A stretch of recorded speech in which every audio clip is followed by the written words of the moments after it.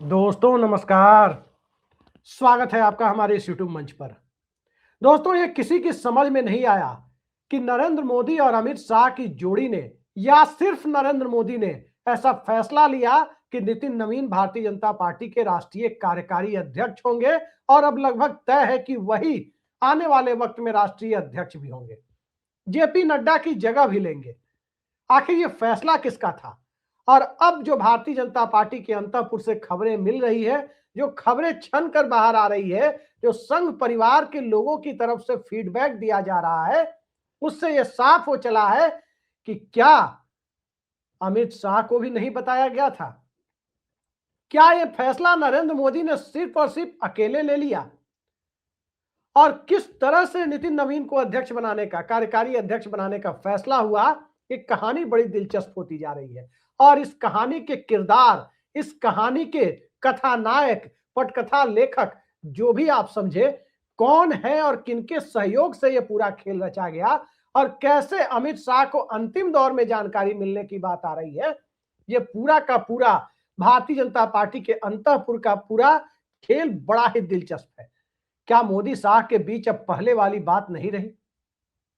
आमतौर पर यही देखा जाता है कि मोदी शाह की जोड़ी जोड़ी अटल आडवाणी की जोड़ी, इस तरह की बातें, जोड़ियों की बातें भारतीय जनता पार्टी के अंदर कही जाती है।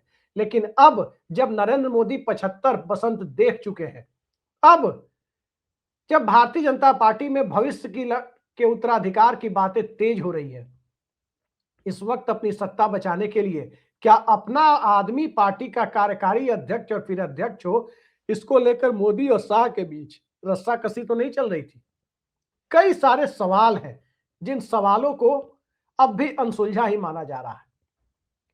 नितिन नवीन, नवीन किशोर प्रसाद सिन्हा के बेटे, बेहद युवा 45 साल के, वो भारतीय जनता पार्टी के कार्यकारी अध्यक्ष कैसे बना दिए गए, ये बात पटना से लेकर दिल्ली तक और नागपुर तक किसी को हजम नहीं हो रही है। आखिर नितिन नवीन में ऐसा क्या था जो बाकी भारतीय जनता पार्टी के नेताओं में नहीं था? दरअसल अभी पिछले 10-15 दिनों पहले प्रधानमंत्री नरेंद्र मोदी ने भाजपा के अगले अध्यक्ष को लेकर संघ के लोगों के साथ अनौपचारिक बातचीत शुरू की, ऐसी खबरें आ रही है। उस अनौपचारिक बातचीत में 3 लोगों से खास तौर पर नरेंद्र मोदी ने बात की। एक नाम संघ प्रमुख मोहन भागवत का है, दूसरा नाम संघ के second in command Dattatreya Hosabale का है। इन तीनों से बातचीत के क्रम में जो नाम सुझाया, उस नाम को सुनकर ये तीनों चौंके। वो नाम था नितिन नवीन का। भारतीय जनता पार्टी में यदि बिहार के अंदर भी देखा जाए तो राष्ट्रीय अध्यक्ष बनने के लिए उनसे वरिष्ठ नेताओं की लंबी कतार है।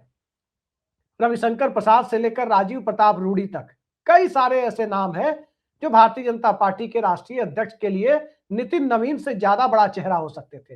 रामेश्वर चौरसिया से लेकर गिरिराज सिंह और राधा मोहन सिंह तक कई सारे ऐसे नाम आप गिना सकते हैं।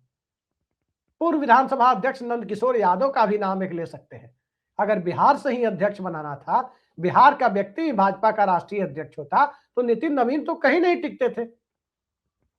लेकिन नितिन नवीन बनाए गए। नितिन नवीन के नाम पर सहमति प्राप्त की गई और जो खबरें आ रही है उन खबरों पर यकीन करें तो नरेंद्र मोदी की तरफ से हवाला दिया गया कि खासकर संघ प्रमुख को कि नितिन नवीन के पिता से आपका भी बड़ा अच्छा संबंध रहा है, वो पटना के 5 बार के या 4 बार के विधायक रहे हैं, तो उनके बेटे को जो लगातार 5 बार से पटना से जीत रहे हैं, कार्यकर्ताओं में भी लोकप्रिय हैं, भारतीय जनता युवा मोर्चा में भी रहे हैं, भले ही युवा मोर्चा के अध्यक्ष नहीं थे वो जेपी नड्डा की तरह, लेकिन ठीक ठाक पदाधिकारी रहे हैं, लिहाजा उनके नाम पर सहमति बनाई जा सकती है। अब वहां से सहमति मिली या नहीं मिली, लेकिन नरेंद्र मोदी ने यह नाम आगे बढ़ाने का फैसला ले लिया। और आज से ठीक 2 दिन पहले जब शाम में अचानक खबर आई कि नितिन नवीन पार्टी के अगले कार्यकारी अध्यक्ष होंगे, उस दिन की कहानी भी बड़ी दिलचस्प है। उस दिन दरअसल हुआ ये कि गुजरात भाजपा के नेताओं की मोदी से मुलाकात तय थी। गुजरात यूनिट के कुछ लोग आए हुए थे। उन लोगों के साथ जब नरेंद्र मोदी की मीटिंग हुई तो उस मीटिंग के लिए बीएल संतोष जो संगठन मंत्री है, जेपी नड्डा जो राष्ट्रीय अध्यक्ष है और गृह मंत्री अमित शाह, जो गुजरात से ही आते हैं, इन तीनों को बुलाया गया। गुजरात के नेताओं की बैठक खत्म हुई तो गुजरात के नेता चले गए, लेकिन इन तीनों को मतलब जेपी नड्डा, अमित शाह और बीएल संतोष को रोक लिया गया। और उस वक्त प्रधानमंत्री ने अपनी इच्छा का सार्वजनिक तौर पर पहली बार इनसे इजहार किया कि नितिन नवीन को पार्टी का वर्किंग प्रेसिडेंट अभी बनाया जाए और आगे चलकर पार्टी की कमान अगले 1-2-3 महीने में उन्हें दे दी जाए। सुनकर सभी चौंके, लेकिन भारतीय जनता पार्टी में नरेंद्र मोदी की इच्छा के खिलाफ जाने की हिमाकत कौन कर सकता है।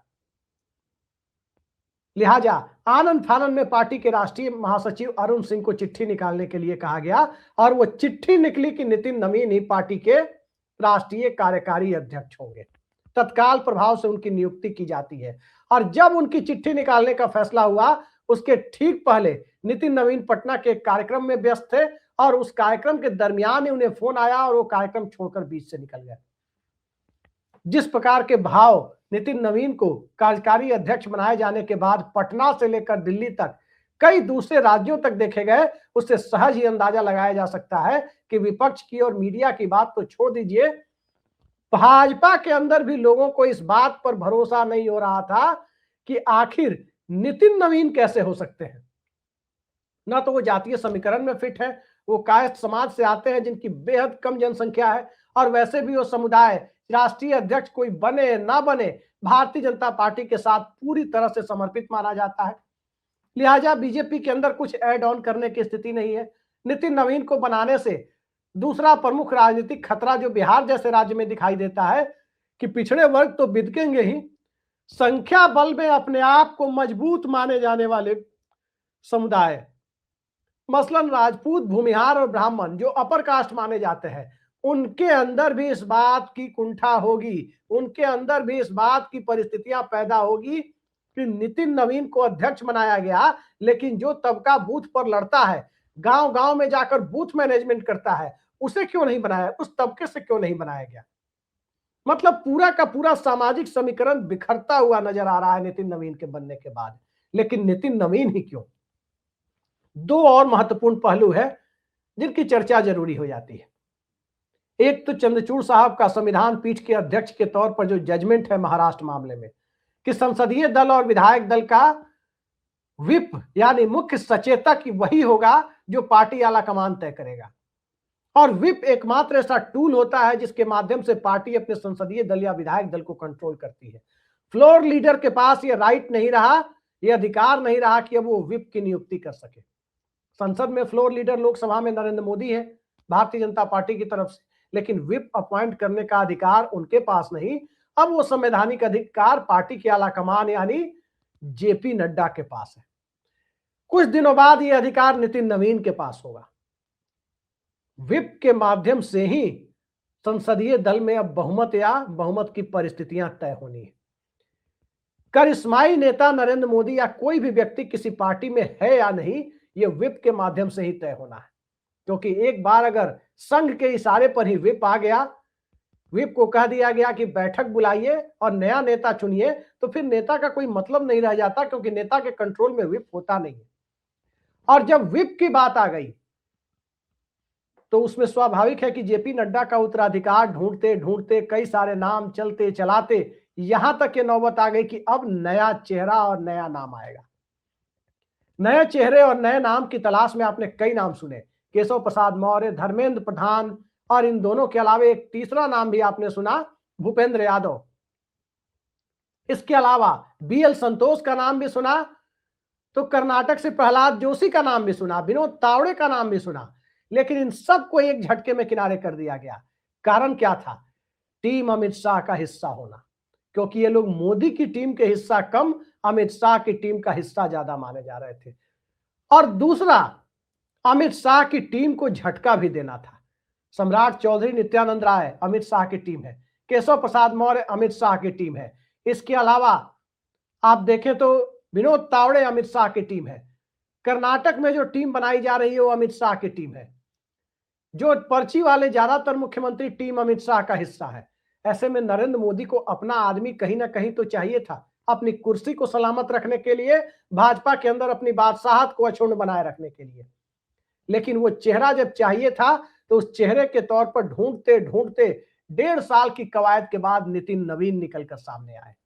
और जब नितिन नवीन निकलकर सामने आए तो उसके पीछे कई लोग ये तर्क भी देते हैं कि जो तमाम नाम अभी आपने सुने, जो मोदी के बाद, मोदी शाह, राजनाथ सिंह, नितिन गडकरी के दौर के बाद अपने आप को भविष्य में भाजपा का चेहरा मान रहे थे, जिसमें चाहे धर्मेंद्र प्रधान हो, चाहे भूपेंद्र यादव हो, चाहे केशव प्रसाद मौर्य हो, या सम्राट चौधरी हो, या नित्यानंद राय हो, इन सबको एक साथ एक राजनीतिक करंट सा दिया मोदी ने कि अब भी भारतीय जनता पार्टी के अंदर दूसरी लाइन नहीं, सीधे तीसरी लाइन के हाथ में कमान सौंप देने का वक्त है।